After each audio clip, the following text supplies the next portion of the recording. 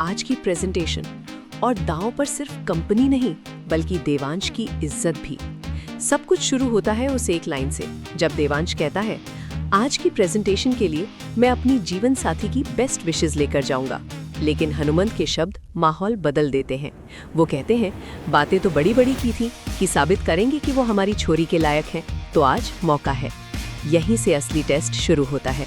देवांश फैसला करता है कि वो खुद हवाई अड्डे जाकर खास मेहमानों को रिसीव करेगा, लेकिन एक ट्विस्ट के साथ। वो ड्राइवर की यूनिफॉर्म पहनने का फैसला करता है। पूरा घर शॉक में। काकू पूछते हैं, आप यूनिफॉर्म पहनकर जाएंगे? देवांश का जवाब, हाँ, अगर पहचान काबिलियत से होती है तो कपड़ों से फर्क नहीं पड़ना चाहिए। लेकिन असली झटका तो तब लगता है जब प्रेजेंटेशन हॉल में एक बड़ा इन्वेस्टर खड़ा होकर कह देता है, हम यहाँ ड्राइवर से पिच सुनने नहीं आए हैं। पूरा हॉल सन। कैमरा वसुधा के चेहरे पर जाता है। उसकी आंखों में टेंशन साफ दिखती है। क्या ये फैसला देवांश के लिए मुसीबत बन जाएगा?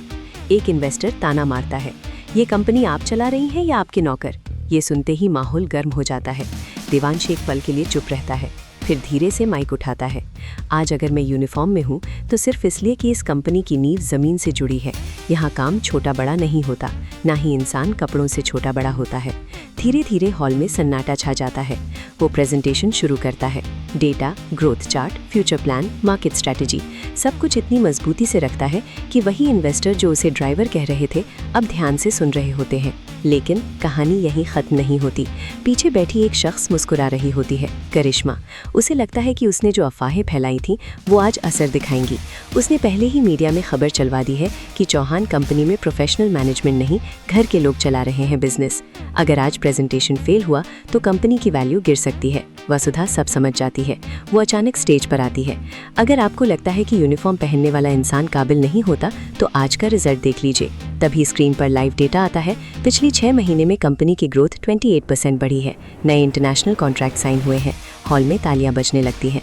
वही इन्वेस्टर खड़ा होकर कहता है, मिस्टर देवांश, यूनिफॉर्म बदल सकती है लेकिन विजन नहीं। डील साइन हो जाती है, लेकिन क्लाइमैक्स अभी बाकी है।